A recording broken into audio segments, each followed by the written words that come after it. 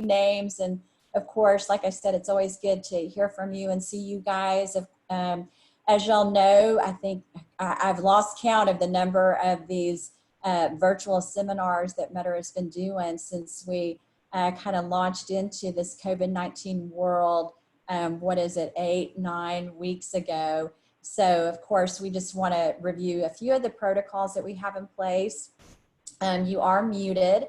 And I'm sure Rodney is going to share with you guys how we're going to interact and engage like he was sharing with us earlier. He's kind of becoming accustomed to this virtual world that he's been thrown into. But of course, you know, when you're a presenter and a speaker, you're used to being in a room face to face with everybody and engaging and hearing laughter and feedback and Q&A.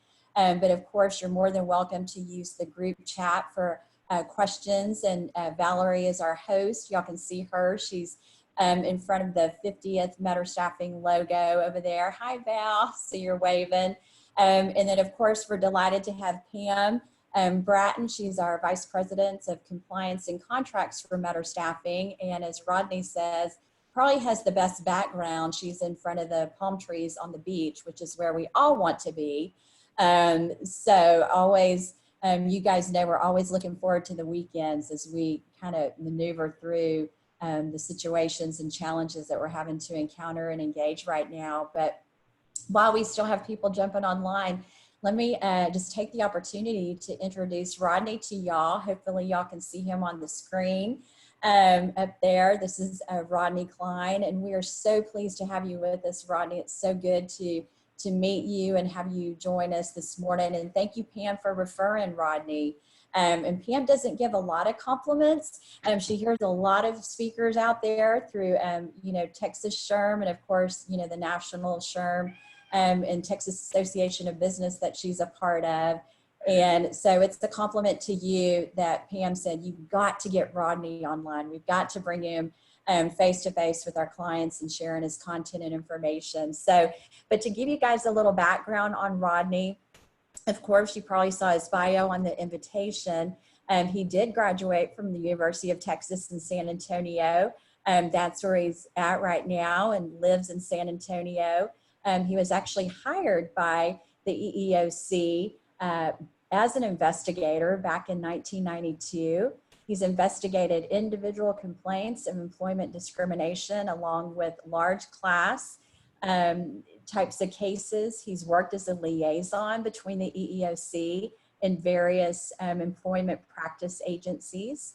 And I hear that, Rodney, you have a huge territory that you have to cover. So it's interesting, you know, what it says in your bio is you're the Dallas District's Outreach and Training Manager, but I don't think that really encompasses the magnitude of the area or the sphere of influence that you actually have. So we'd love to hear, you know, a little bit more about that, just the number of companies that you have to deal with and the volume as it pertains to your territory. But again, we are so excited to have you here with us, and we will hand it over to you. So thank you again, Rodney. Oh, well, thank you. Thank you so much. And I know it's always a little confusing. I am the Dallas District Outreach and Training Coordinator, but I office in San Antonio. So everybody's like, I don't quite understand that. But from a federal government perspective, that actually makes a little sense, because when I started doing this about 16 years ago, I had a counterpart in North Texas, and then we worked together for a year. He retired, and my boss, being the good federal manager, said, well, you know, Rodney can do the state. So I've been doing almost all of Texas except around Houston and the southern third of New Mexico for about for about 16 years. So just let me go ahead and pull my slide up. Okay.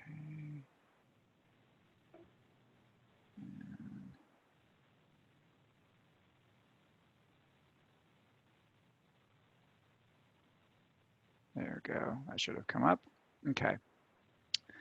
So what I was asked to talk about today was about microaggressions in the workplace. Now, this is going to be a little different. Usually when I do this in front of a crowd, a group of people in a room, it's more conversational. It's a lot of it's about our experiences and how we interpret these experiences. And I know when we do things virtually, that's a little difficult to do that on that kind of scale. So what I've done is I've kind of redone this program a little bit, or this session a little bit, to kind of take some of that out. But there are going to be a couple of places where I'm going to ask you for your input. I need to hear from you. I think we learn best when we learn from each other and from each other's experiences. So there will be a couple places where I'll ask you to participate for those who do. And now, how are we going to do this? Well, it never works to throw everybody's microphone open to do it at the same time. So what we're going to do instead is we're going to go back to elementary school, right? What do you do at elementary school when you want to ask a question or talk? You need to raise your hand. So when I get to that place, I'm going to ask you to raise your hands if you want to contribute, and then I will call on you, and we'll get your mics unmuted, and then we'll go ahead and talk. So let's just practice the hand raising feature to make sure everybody's on board, right? Should be under the participant pane. So let me just ask you a question, just a show of hands. How many of you got your hair cut last week, right, when you could? Oh, lots of people. How many people, by show of hands, still need to get your hair cut? Oh, pretty much everybody else. Wow, yes, everyone else. Yeah. I still need to get mine done. I haven't had a haircut in like 3 months, and you know what I've learned? I still don't have any hair. You see, it could be like 5 years, and it's not going to look any different than it looks right now. That's just not right. But anyway, when I get to the part of the session where I'm going to ask for participation, just raise your hands, I'll call on you, and then get an opportunity to share.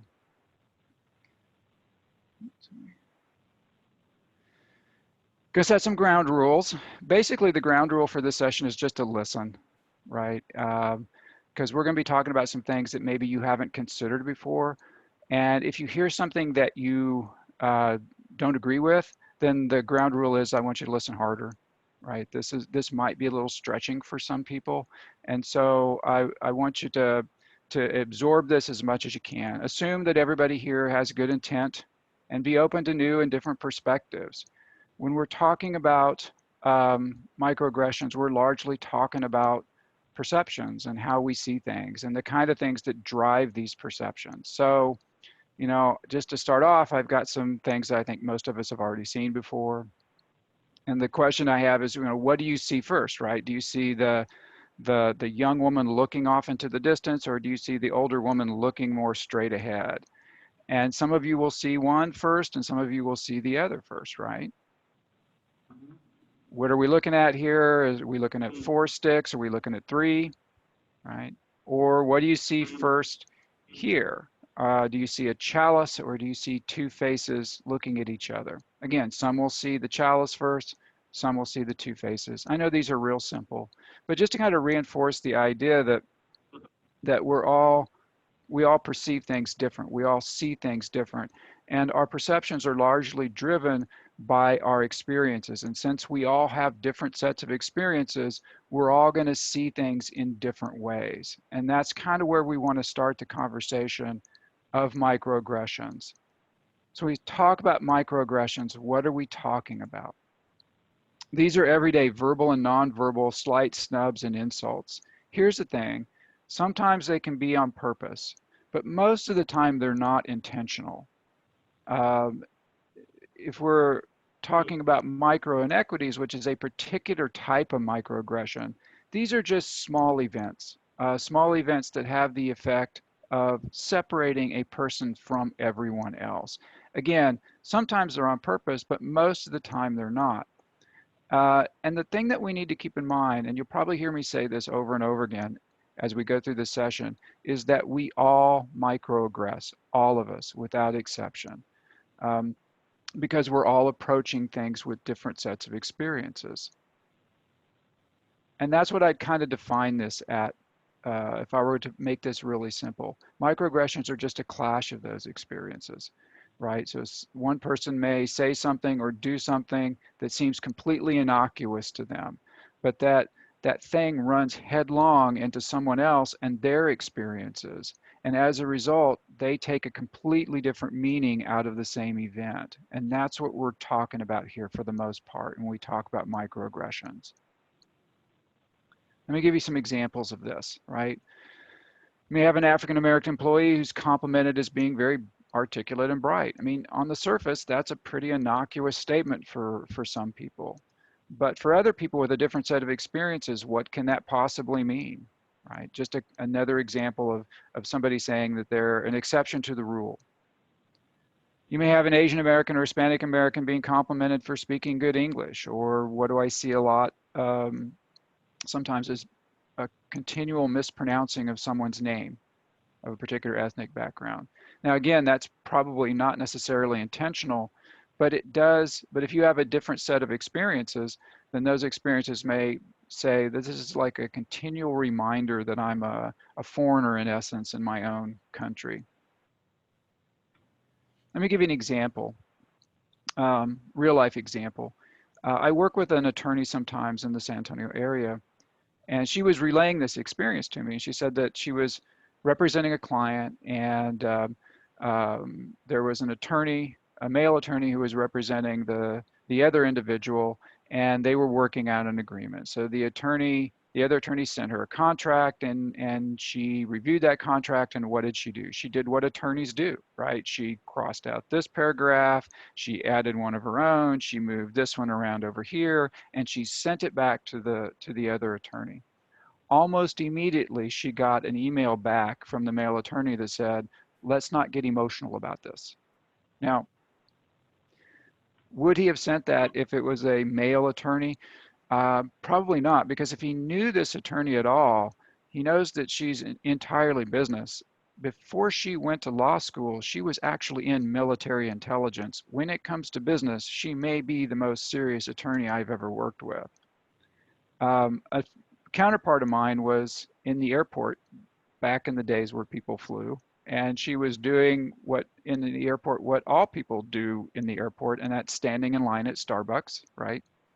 And so in front of her was a woman who was in a airline uniform, but she had some wings. And when she got to the register, the barista mistook her for a flight attendant. She had wings. She was a pilot. Now, when the barista realized her mistake, she was horrified, right?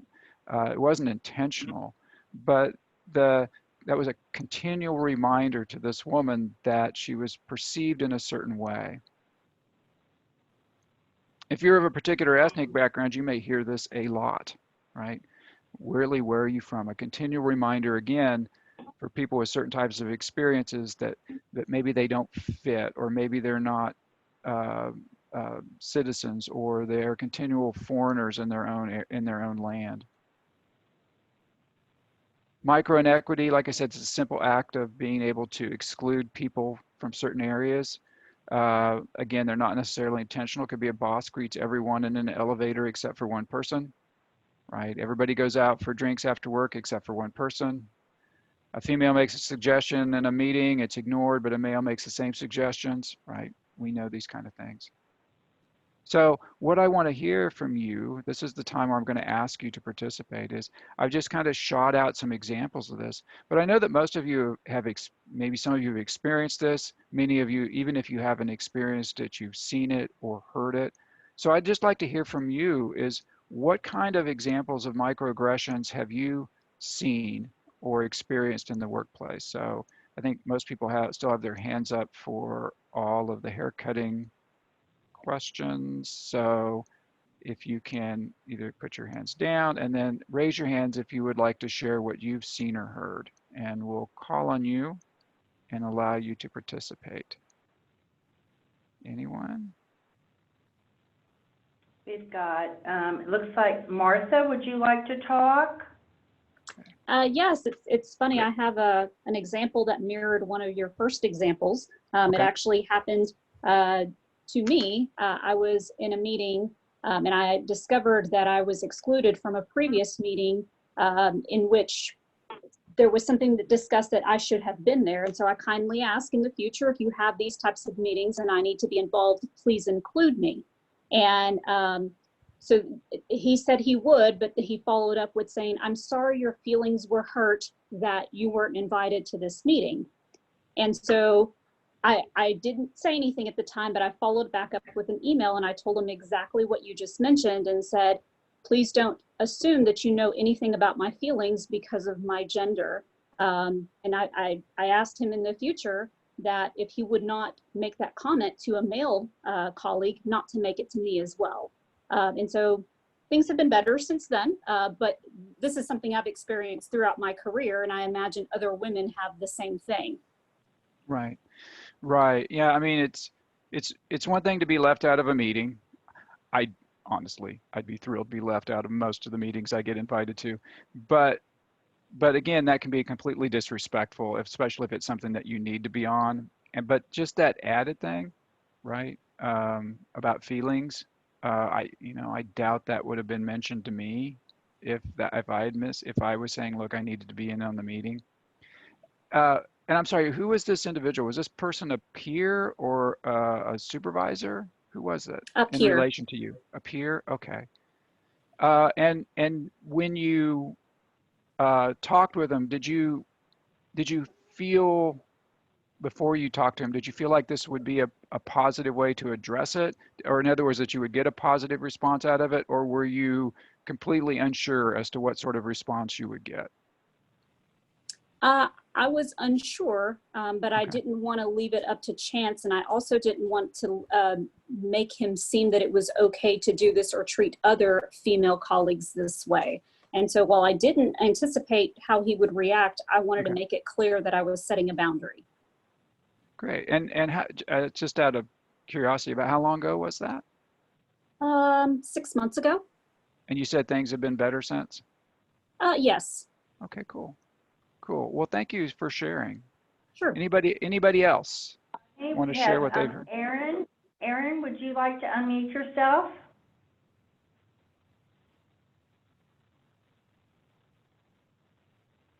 What about Jennifer? Do we have you on the line?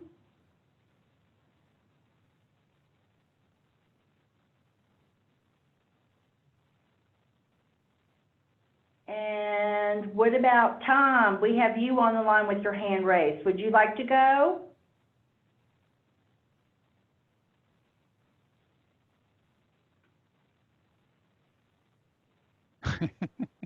Well, how about Alicia? Hi, yes, I'm not sure. Can you hear me okay? Yes. Okay, Yes. great. Yeah, just, my last name is Escobar, and people make assumptions that I either speak Spanish, which I do, but, or want documentation in Spanish sometimes. And that has been in the workplace, but, even when my kids were born, they brought all my documentation to me in Spanish without finding out if I actually spoke Spanish. Mhm. I didn't appreciate that. Yeah. I mean, like I said, did you think that was, in many of the times that this happens, do you think that it's like an intentional thing, or do you think it's people just not thinking? I think that, that we have a large Hispanic population here, and I think that you can err by automatically assuming someone speaks Spanish, even, just because they look Hispanic or seem to be of Hispanic descent, that they automatically, to me, that's almost like, you're not sure. I have sister-in-laws who have come to this country and have learned English here and are very well spoken in English. And sometimes people will, automatically speak to them in Spanish or, have that option. And I think that sometimes it can be offensive depending on situational, depending on what kind of situation that they are in. So I don't think you should make assumptions about what language someone speaks until you speak to them. I think that for me, I always try to speak in English first. And if I find that they're having difficulty, then I may switch to Spanish at that point. Okay. All right. Thank you. Anybody else want to share before we move on? Okay. Let me.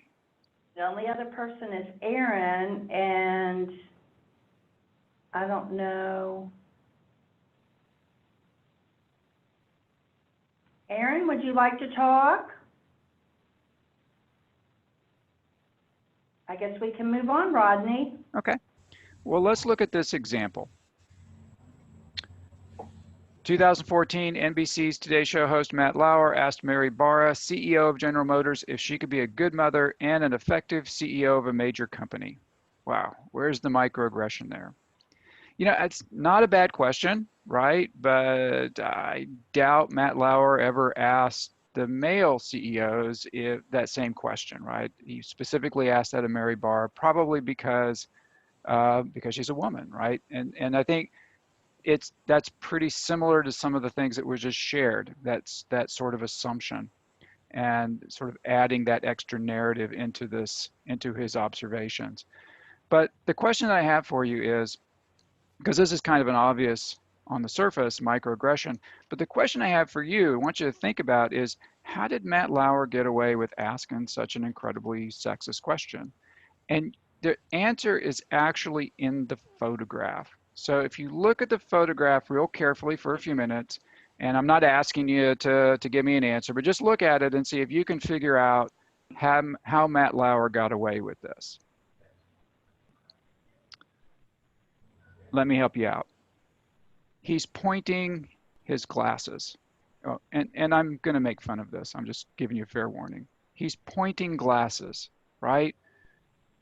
You can say the most absurd things, but if you're pointing a pair of glasses while you're doing it, it actually looks like you know what you're doing. Let me give you an example. Let me give you the Matt Lauer look.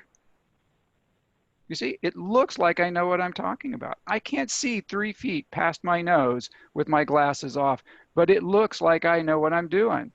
Mary Barra is at a disadvantage because she doesn't have any glasses to point, because if she did, she could go, Matt, that's an incredibly sexist question. And with all the money you make, can't you get a better haircut than that, right? But she doesn't. Yes, I'm making fun of this, but where's the point? No kidding. Matt Lauer knows exactly how he's gesturing. That is not an accident. He knows what color suit he has on. He knows how he's sitting in the chair. He knows where the cameras are. He knows how he's gesturing. He has papers in his lap as though he's taking notes, but it could be a menu from a restaurant for all I know. He knows exactly what he's doing. For Matt, presentation is the key. Now, I didn't see the interview. I don't know Mary Barra, but this is what I suspect. I suspect that Mary Barra, and probably most of the women who are on this webinar, have an automatic and ready-made response anytime they are subjected to a sexist or sexual comment. And that when they are subjected to a sexist or sexual comment, there's this split second that goes by where they decide, do I give the comeback or do I let this slide? Now, what point am I getting at?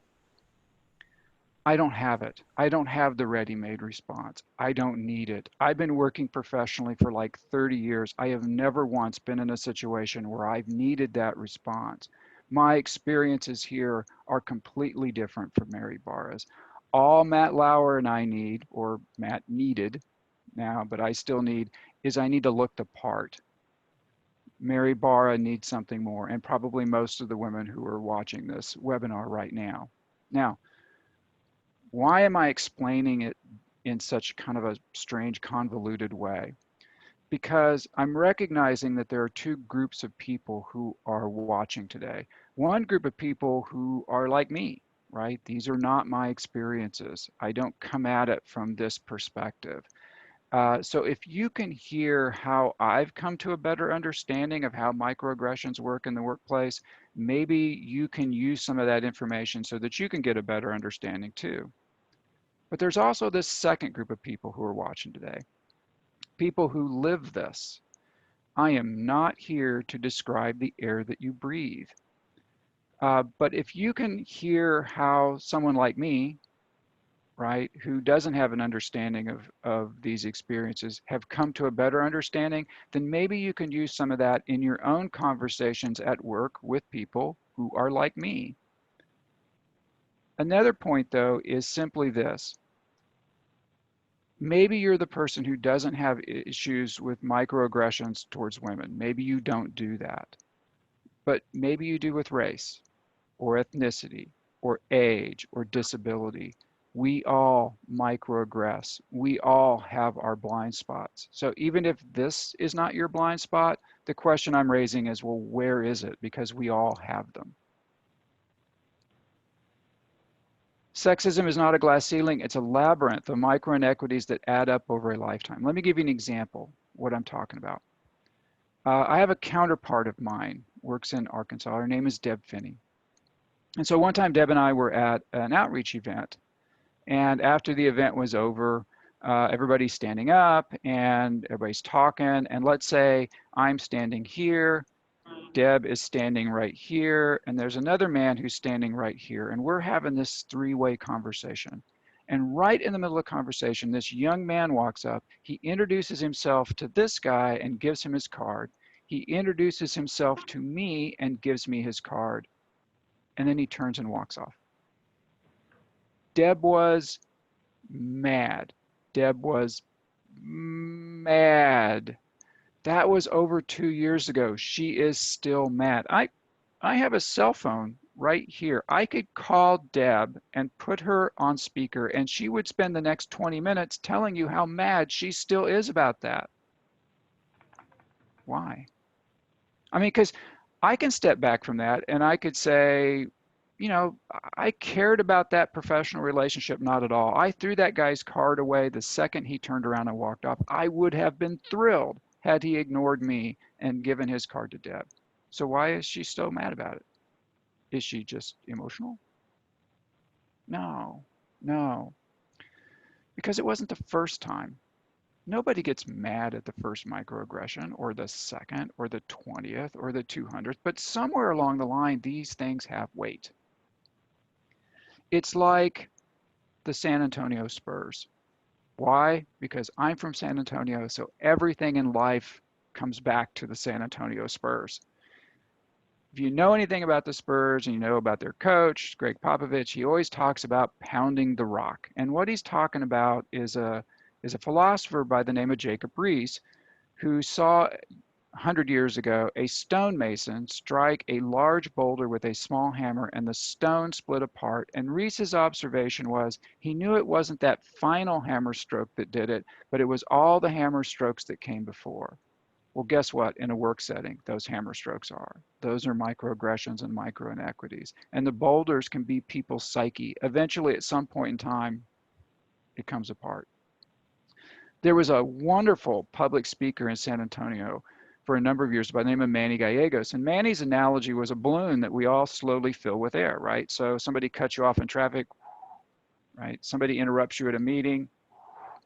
Somebody steals your idea and takes credit for themselves. Then what happens to the balloon? Boom. If you have an employee who gives a response that seems a little disproportionate to what they were subjected to, don't discount the weight. This may not be the first or the 20th or the 200th time they've been exposed to this. I've heard the criticisms of microaggressions. Oh, I can't say anything, anytime, anywhere, anyhow, anyway. I get that, but don't discount the weight. It's real. Let me give you an example. How microaggressions can show up in work. Whatever happened to Jane, right? So let's say Jane and Bob are hired for a difficult and highly stressful job. The job is crucial to the operation of the company. As a result, people in this job are expected to produce and produce quickly, or they are fired and replaced. There are 8 people in the department. Jane is the only woman. 6 months after they are hired, Bob passes his probation and is given a nice raise. Jane is fired for low productivity and poor performance. HR can't figure out why women have historically not performed well in this position, since no one in the department is overtly sexist and women are held to the same performance standards as men. So how could microaggressions or microinequities played a part in Jane's demise? This is a common problem. I know that many of you have probably looked at various departments and programs in your own organizations and say, how come we're not keeping people in this job in particular groups? And because it doesn't make sense, because it doesn't seem like there's anything overt going on that would cause this. But so let's look at this situation. Now, what do we know? When we come on board, we are told how to do the job, right? This is formal, this is the process, here's the policy manual, this is how you do things. But we also know there's this other thing out there, this other source of information, this informal network, right? Where the people that we work with get together with us and they tell us this is how we get it done, right? We know the formal stuff, but here's the informal stuff. These are the relationships that are important. These are the relationships that are not important. This is what your boss looks at right away. This is what your boss ignores. This is how you present your findings or your material. All of these things we get through this informal networking, right? So let's say in this particular example that John works there, right? Bob and Jane come on board. Bob and John strike up a friendship. They have common interests. There's nothing wrong with that. And they go to lunch together. Now, what do two employees who go to lunch together talk about? Work, right? They go out for beers after work. What do two employees who go out for beers after work talk about? Work. And in this time, John is telling Bob all the informal stuff he needs to know. Now, John's not sexist. If Jane was there, he'd be telling Jane the same thing, but Jane's not there. So Bob comes back. He is able to get through his probation and keep the job. Jane comes into the operation. She's got no friends. She's got no allies. She's not plugged into the informal network, and she starts making mistakes. What do we do with people who start making mistakes? We avoid them, right? We think the mistakes will rub off on us. So Jane's performance does this, and she's eventually let go. Bob stays on board. That's a simple way of how microaggressions or microinequities can impact somebody's employment. I had a job really similar to this when I started working full time. And I can tell you this is true. The job was so tough. There's like 20 of us that were brought on, and we were all assigned on-the-job instructors for an entire year. And I had an on-the-job instructor by the name of Marie, and so another person in the group by the name of Aisha, she had Marie as an on-the-job instructor. And I can't tell you how many times during the course of that year that Aisha and I got together and thanked our stars that we had Marie as an on-the-job instructor, because she told us all the informal things that we needed to know to make it through the year. The other on-the-job instructors did not. After that first year, half of that training class washed out, and we had survived. It matters. None of us have gotten to where we are today without the help of someone. We talk about microaggression themes. You'll tend to see that they do have certain themes. It could be an ascription of intelligence about certain groups or a lack of intelligence. Could have themes of people being alien in their own country, denial that microaggressions even exist. Maybe certain groups have intrinsic skills, or just a denial that there's any prejudice out there at all. All of these things can be themes in microaggressions.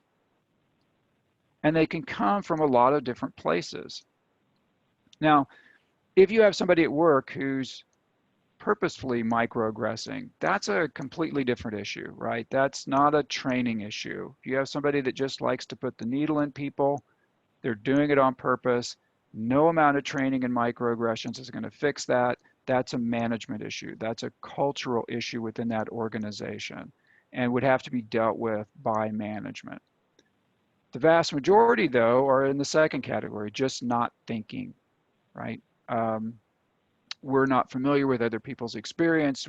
It's different from ours. We don't really understand the impact that the microaggression may be having on somebody. We're just not thinking. Let me give you an example. The people that do what I do, there's like 20 of us nationwide. So once every couple of years, we get together in a week-long conference and we just talk about the things that we do and try to get better at it. And so one time we were together and they had a working lunch for us. And so one of the people that we work with put together the sandwich line. We've all been there, right? You have the sandwiches and you go through the line and you pick them up and you take them back to your table. And right next to me was one of my counterparts. Her name is Linda. And across the table from us was the person who put together the sandwich line. And as Linda and I were going through the sandwich line, she turned to Linda and said, "Linda, tomorrow we're having Asian food." Why? Linda's last name is Lee. She's Chinese American. Now, I love Asian food. She didn't say that to me. She said it to Linda. Now, if we would have pointed that out to her, she would have just been horrified, right? It was something that she just was not thinking about. But it was just something that was clearly easy for us to pick up on, but that she didn't really understand what was going on. So a lot of times that's where you're going to see microaggressions come from, people just not being aware. But then there's the third category, just unconscious bias. And what am I talking about there? A lot of times when we talk about things like this, we kind of stop with just being aware, right? We say that we just need to be aware of other people's experiences, and by being aware, we will stop microaggressing, right? And in other words, being woke, or what's the word that people use now? Mindful. Just be mindful, or being woke. Now, don't get me wrong. It's good to be woke. It's good to understand that we work with people who are unlike ourselves. We need to have that understanding. But it's not about being woke. If we stop with just the understanding that all we need to be is woke, we're missing it. What am I talking about? Hey, I am woke. I work really hard at being woke. You know, think about it. It's actually part of my job to be woke. And my results are still bad. It's called unconscious bias for a reason. Let me give you an example. You don't have to answer this, raise your hand or anything, just kind of answer this to yourself. Linda is 31 years old, single, outspoken, and very bright. She majored in philosophy. As a student, she was deeply concerned with issues of discrimination and social justice, and also participated in anti-nuclear demonstrations. Now, which is more likely? A, that Linda is a bank teller, or B, Linda is a bank teller and active in the feminist movement. Now, if you were like most people, you probably answered B, right? Most people will answer B. And this test has been around a long time, as you can tell from the anti-nuclear demonstration part of it. But B would be the wrong answer, right? This is really a statistical problem. And B is actually a subset of A, because all bank tellers active in the feminist movement are also bank tellers, right? So it has to be A. And like I said, if you missed this, you're in really good company. This test has fooled people that ought to know better. It's fooled statisticians. It's fooled doctors and scientists and lawyers and engineers. It's fooled everybody. Why? Because this test tells us something about how our brain works. And it tells us this, that at first glance, our brains are much more convinced by story or narrative than they are by evidence. Now, what's the narrative here? Majored in philosophy, deeply concerned with issues of discrimination and social justice. Oh, and Linda, as best we can tell, is a woman, right? So that has narrative. Does sex have narrative? Yes, absolutely. Race? Yes. Ethnicity, disability, you name it. It has narrative to it, already baked in. Let's look at an example. There was a professor at UT a while back that did a study. He wanted to study how women were perceived in group settings. So he went to a bookstore and he took one of the team members from the bookstore and he said, look, I'm just letting you know, there's big issues with your inventory system and here's what they are, and then here's how to fix them. And then he got the entire team together to talk about what's going on at the bookstore. So of course, during that session, the individual that he had taken aside came up and said, look, I know what the problems are with the inventory system and here's how to fix it. Whenever a woman was the one who made the suggestions, she was deemed less loyal and her suggestions were less likely to be acted upon than if a man made the same suggestions. This was true even when they told the entire team that someone in the team had really good information. Still, when it was a woman who made the suggestions, they were less likely to be acted upon and she was deemed to be less loyal. Why? I've used this quote for a long time because it's so applicable. 95% of what we tell you is true we've never seen. We think it's true based on the 5% we have seen. Now, if you don't know who Harold Myers is, that's okay. He was my high school chemistry teacher. And he told us this on the first day of class. And this stuck with me all these years because I was a bit surprised. This was chemistry. I thought this stuff was set. And so here this guy was telling us that most of the stuff he was going to tell us this year, well, we weren't really sure was true. It might be, it might not be, based on the 5% that we do know is true. What I've learned over the years is that's not just true with chemistry, it's true with how we live our lives. We have to make assumptions every day based on the 5% that we know, and we assume the rest, right? Before COVID, right? If you're driving down the road, you see a restaurant on the side of the road you've never eaten at before, but the parking lot's filled with cars and there's a line of people coming out the door. What assumption are you going to make? Food's good, right? If it's Texas and it's August, you don't need to see a weather report to figure out what the weather's going to be like. It's going to be hot, right? The problem is not that we make assumptions. The problem is that we do it so automatically, we forget that that's what we've done. And because it's an assumption, it may be wrong. When you meet a person for the first time, what's the first 5% that you notice about them?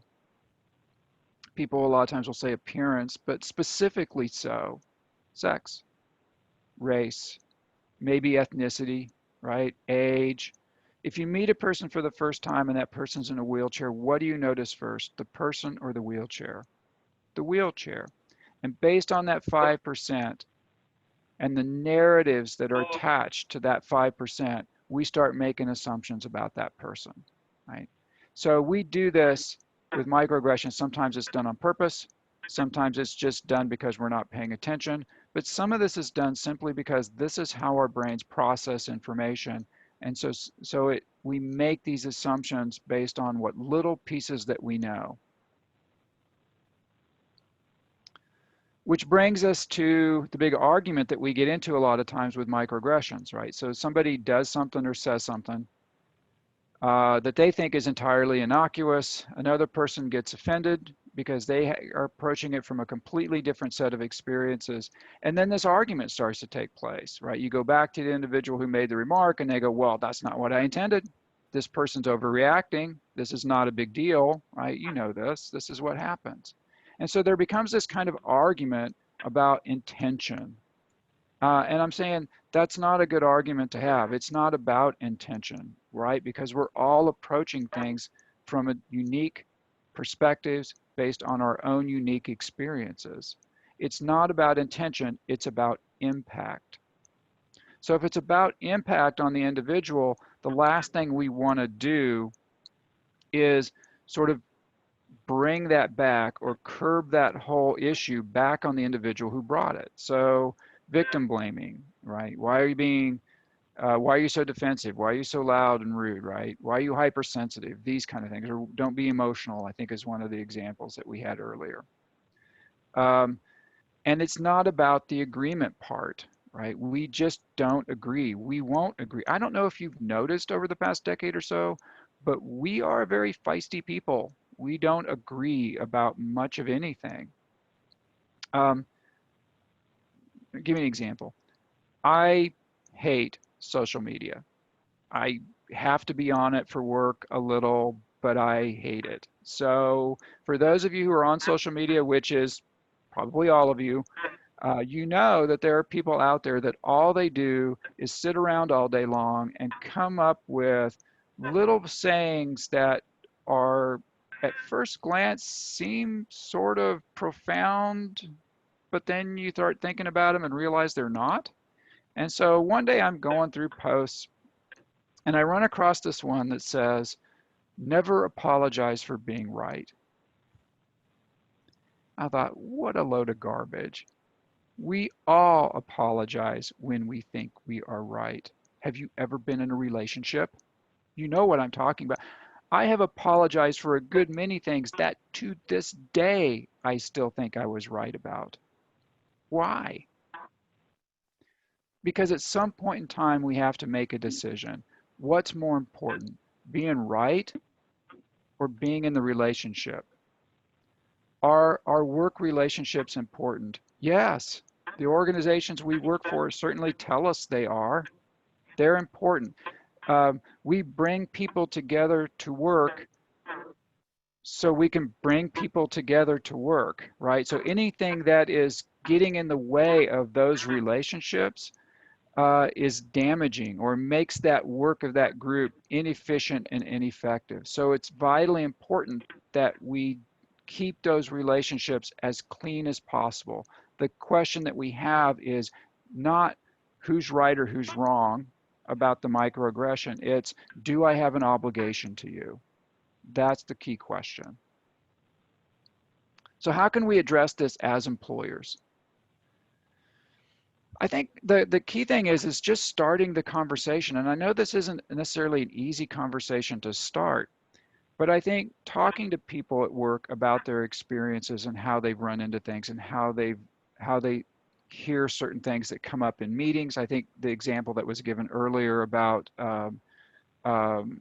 skipping somebody for a meeting and hurting somebody's feelings, I think that's a great example. Starting those conversations are important. Allying for people who may be marginalized at work is really important. We can't really address it if we don't start talking about it, and then keeping our ears open and listening intently to what we're hearing, and not necessarily jumping into these arguments about intention, but getting straight to impact. Now, how do we address it as individuals? Well, this is interesting because when I first started talking about microaggressions to employer groups, this wasn't a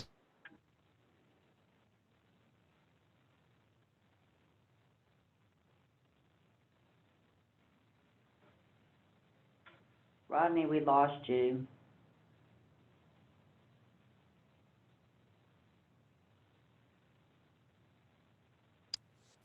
Can you hear me? I can hear you now.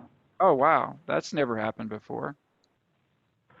So did you lose me on slide 2? And now I've got to like... We lost you at the how do we address it as individuals.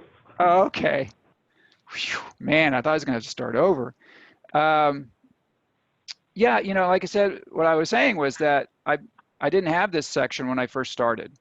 You know, it was always about how to address it as employers. But what I realized is that as I do this, that there's always a group of people that I talk to that say, hey, this happened to me. What can I do about it? So let's talk a little bit about it.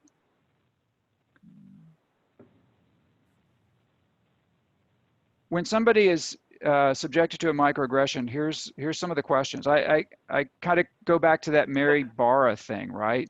So when Matt Lauer first told her that, or asked her that question, here's all the things that ran through her mind. Did he just say what I think he said? What did he mean by that? Should I say something? Will saying something make it worse? Will he think I'm overreacting? Will speaking up hurt more than it helps? All of those just shot right through her brain the second he said that. So what do we do? If we're subjected to a microaggression, remember, empathy works both ways. I think as an employer, empathy is terribly important. I think that's kind of an informal thing I've been talking about. We need to understand where our people are coming from, because again, we're working with people who are unlike ourselves. I think it might be possible to manage people without a sense of empathy, but you will never lead them without a sense of empathy. You have to understand what motivates your people. Even if you don't necessarily agree with it, you still need to be able to access it and understand it. But that empathy can go both ways. If you're subjected to a microaggression, start there. Now, I'm not excusing the behavior. Don't hear that. But remember, most of this is done without malice. And we need to understand that not every situation will respond in the exact same way. It's not a one-size-fits-all approach. You're not dealing with the microaggression as much as you're dealing with the person. And since we're all different, it necessitates that we assess the individual and what we think may work. So now I'm going to start getting back into asking a question again. So I want you to think of a time when you were subjected to a microaggression, right? Who was that person? Coworker, supervisor, right? What were the circumstances? Do you think it was purposeful? Do you think it was just unthinking, unconscious? Was the environment you in, was it toxic? Was it open? But here's the big thing is how did you respond? Now we talked a little bit about this earlier, but how did you respond and how did it go? And so what I'd like to do is if any of you have been through this and would like to share a specific example of a microaggression that you were subjected to and how you responded to it and how that worked, we would love to hear it. Does anybody have something they would like to share?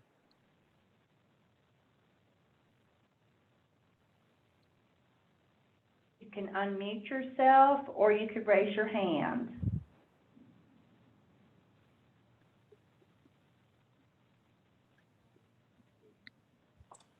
This is Pam. Many Hey, Pam. years ago, pre-Meador, I just want to say that, I was in a situation where I was giving some guidance on workers' comp programs. And that was at a time when workers' comp in Texas was totally out of control. And I did a lot of research and I have a lot of staffing industry connections to help me do this. And I presented what I believed was the best option for the company. And one of the leaders on our team who had no staffing background, no knowledge of how workers' comp really worked, but was a man, made a decision he disagreed with me on. And so they didn't take my recommendation. And how I responded was, I'm giving you the facts to make the best decision possible. Long story short, I did leave that company after a short period of time because they did not take my advice. They took the man's advice and it cost the company $50,000, a big mistake. But I eventually left that employer. That was my response, is they didn't value that I was a woman making the recommendation. Now let's go back into your decision to do that. At what point did you decide, or what factors came into you deciding that your best avenue here was to go ahead and leave? It was the second decision they made, which was hiring an engineer with no experience, asking me to train him.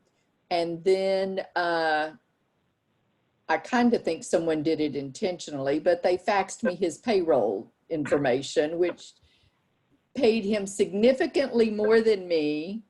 I'm teaching him how to do the job, and it's because it was a guy. I did address that and said, there's a little pay inequity here. So it was the culmination of those little microaggressive things. Turns out he was a friend of the owner of the company, you know, wanted to help his friend out, pay him more, but it was those little things that add up. Right, and I'm guessing at some point, you know, before you decided to go, you looked around internally and went, here are all my options of maybe fixing this, and I've decided for one reason or another, this probably isn't going to work. I'm assuming that's a thought process that you went through, right? Correct. Yeah, and you know, that's an extreme, right? I hope that that isn't the response that everybody has to go through. But again, to point out that what we end up having to do is we have to assess, right? We have to assess where this is coming from, what kind of environment am I in, who is the players involved, do I have any friends in the room? That's huge. Let me give you an example. One time I did this, and this woman said that she was in this meeting, a manager's meeting, where the CEO had called in everybody. There was like, I don't know, 30, 40 managers, and they were addressing some problem. And, you know, people talking back and forth and people throwing out ideas. And there was this woman who was about 75 years old who had been with the company forever. She proposed this idea. She said, I think we should do this, whatever this is, right? And then the conversation just kept going. And she said about 30 minutes later, these two young men stood up and said, I think we should do this, which was the exact same thing that the woman had suggested. And everybody's like, wow, great idea. Well, the woman who was telling the story said, I stopped the meeting at that point in time, stood up and said, I just want everybody to know she said that 30 minutes ago. And so of course, you know, I'm like, how'd that go? in the big group meeting. And she goes, well, it went well because, and I said, well, why? And she goes, well, because I had worked with the CEO long enough to know that he would take this as a learning moment. Now, what did she do on the fly? She assessed, right? She knew the players involved. She knew what she thought would be effective. So I want to give you the idea that it's not a one size fits all approach, that there are different things that we have to figure out in order to do this. And so I've just listed those, and you may be able to engage the individual in a conversation. You may be able to engage an ally in a conversation who will help you with this, or you know, it could come down that you may decide that this is a toxic situation and it's not going to get any better, right? If you get to the place with an individual that you want to have a conversation with them, you think that this is an appropriate thing to do, just to kind of throw out a few things. I'm going to do this kind of quickly. This is actually a full training session all into itself, how to have these conversations. But just a few little tricks and techniques that may help you if you have to have this conversation. When you set that individual down and you want to talk to them about what they've done and how to fix it, you always want to start off with a positive intention with that person, right? You want to put their behavior in perspective. They're not all bad. Right? But then you want to talk about your purpose. Why are you talking? Why are you here with them? And what is your purpose? No, it's not to get you to stop interrupting me at a meeting. I know that feels like it ought to be the purpose, but that's not the purpose. The purpose is I want to be able to work in a group that works, and we need to keep this relationship clean. That's the purpose. Why is that important? Because if you can get that person that you're talking with to agree with you on purpose, you're 80% there.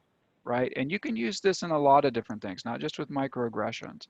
It's also your North Star, right? Because after you start talking about this specific behavior, talk about the impact that it's having, not about whether it's right or wrong, because that's the defenses that you're going to get. It's not a big deal. You're overly sensitive.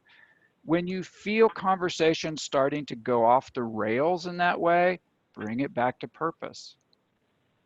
I want to have a good working relationship with you. We need to be able to work solidly in this group together. That's the purpose. And you can even say what's not the purpose. My purpose is not to get anybody in trouble. It's not to, you know, make a big situation about this, but bring them back to purpose. Get them to understand the impact that this has, because though a person can argue intention, they can't argue impact. Impact is just impact. And then leave them with a positive intention. Just a few things to keep in mind. Now, I've talked about employers. I've talked about people who have experienced microaggressions. Now I'm just going to spend just a little time at the end to talk about the third group, which is, Klein, you've been talking for, well, almost an hour now, and I have no idea what you're talking about. These are not my experiences at all. I do not get this at all. Okay. Let me just say a few things about this. If this is not your set of experiences, that's fine, right? We all approach things differently. But let me tell you something. I've been doing EEO work for 28 years, and I've investigated it, I've studied it, I've read about it, I've talked about it, I've trained on it. If I were to boil that down, that 28 years of experience down into one thing, what I've learned in that period of time about these subjects, it would just be this, and there are two parts to it. The first thing I've learned is that my experiences aren't like other people's experiences. Now, I suppose that many of you are like sitting there going, well, Klein, that's genius. It only took you 28 years to figure out that your experiences are different from others. I get that. That's a fair point. But there's a second part. And the second part is this, that my experiences aren't even common. And I think that's different for most people. Most of us think our experiences are average, right? That my experiences are like everybody else's experiences or most people's experiences. Or even if they're not, people will be responding to their experiences the same way that I respond to mine. In other words, we all have kind of a similar worldview in a sense. And the reality that I have found over 28 years of doing that is that's not true. My experiences aren't common. If these aren't your experiences, do some homework. Talk to people you trust. And you may run across people that say, these aren't my experiences. Great. But if you ask enough people and you ask those questions sincerely, you will hear about people who go through and experience these kinds of things, who have to arm themselves in ways at work in which you never thought you would ever have to do. Remember, we have obligations to each other. So if you're in this group, then you have an obligation to do your homework. Talk just a little bit about communication, then I'll wrap it up, because this is key. When we communicate with people, it's always a two-way street, right? There's the sender and there's the receiver. And if you and I are having a conversation, then we have to agree on terms, right? In order for us to understand each other, we have to have some basic understanding and agreement on what terms are. Now, we understand terms by adding context to the conversation, right? Context provides meaning. Let me give you a real simple example of this. For those of you who follow sports, you know that when you ask somebody the score, they never just give you the score, right? So if you're interested in a baseball game and somebody says, what's the score? And somebody says 3-2, that doesn't really tell you much, right? But if somebody adds context to it, right, it's 3-2, bottom of the ninth, 2 out, 2 men on, and the count is 3-2, that just added a whole bunch more context to that 3-2, and it gives you a much better understanding of what's going on in that situation. That's why you never just get a ball score. It always has context added to it. Communication with each other is the same way. We add context to add meaning. Intentions don't matter. I think I've said this 1,000 times. Intentions don't matter. Why? Because intention isn't on anybody's performance evaluation. So getting into an argument about intention doesn't matter. What is on everyone's performance evaluation? Communication. So if I'm having a conversation with you and I can tell that you're taking meaning out of this conversation that I never intended, I have a responsibility to continue to add context to that conversation until you do understand, right? That's my obligation. We are all responsible for what we communicate, and communication is on everybody's performance evaluation. Before you throw your hands up and say, Klein says I can't say anything to anybody anymore, remember this, we all microaggress, right? It hasn't changed, but also caring provides context. You're right. If the people you're talking to feel like you care about them, that provides context to the conversation. The opposite is true too. If they feel like you don't care about them, that also adds context to the communication. The purpose of this today was not to scare you into silence. It was just to kind of help you understand or get some awareness of the fact that people's experiences influence how they perceive the things that people say and do. All right, let me just wrap this up because I know I'm a little over time. Be kind, for everyone you meet is fighting a hard battle. Sometimes it's attributed to Plato, sometimes someone else. I don't know who said it, but I love the quote because it's about empathy, and we talked about empathy. We need to understand where everybody's coming from. You never fully understand a person until you consider things from his point of view, until you climb inside his skin and walk around in it. Quote from To Kill a Mockingbird. So that, in the time that I have, is microaggressions. If any of you have other questions or want to talk about it, I'll stay on the line and we can discuss. Or if you feel better calling me or sending me an email, you can. I never do a one-time training, so if you guys have any questions about anything that's EEO related, feel free to give me a call or drop me an email. I'll be more than happy to talk with you about anything that we're doing. And that's what I have. Any questions?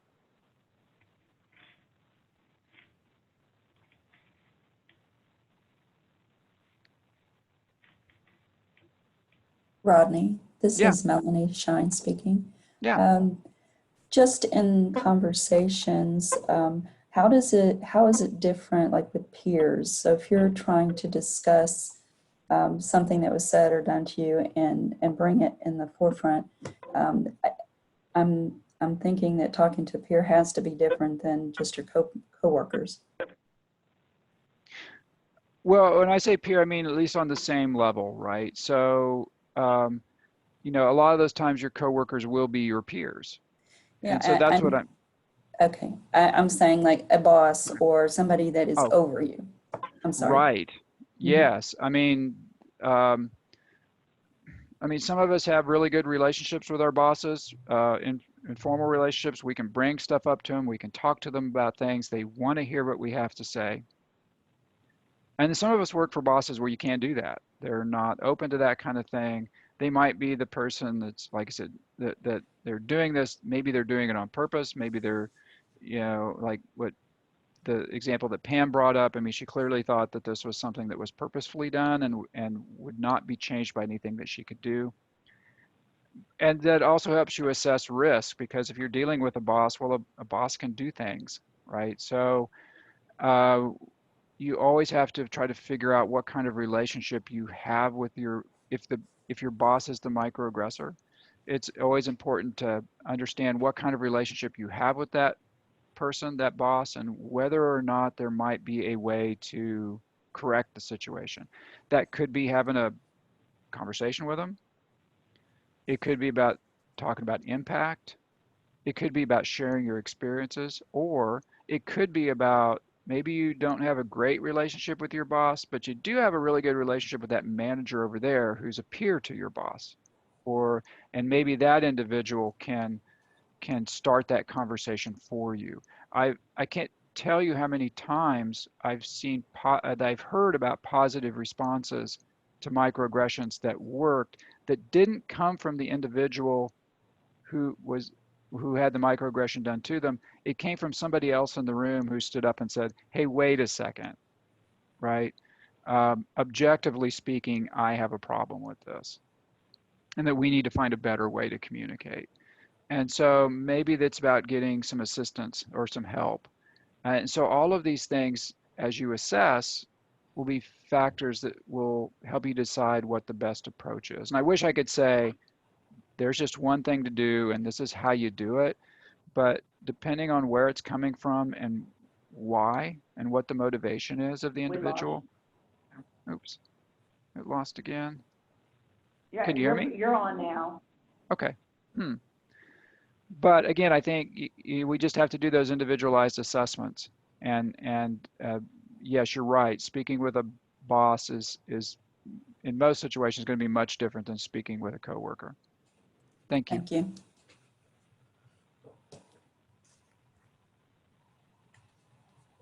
Anything else?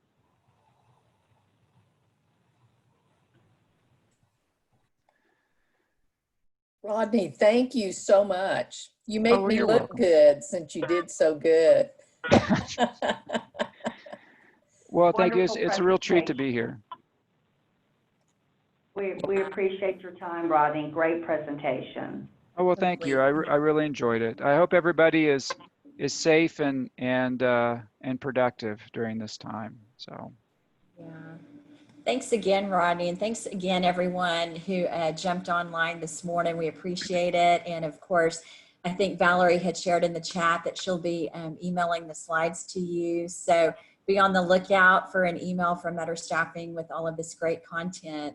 And thank you, Rodney, for allowing us to record it and to be able to share your slides with some of our just our networks and people. So really appreciate that. Sure. So thanks again, everyone, and I hope you guys have a great day. Appreciate you. Thanks again, Rodney. Mm-hmm. Bye, everybody.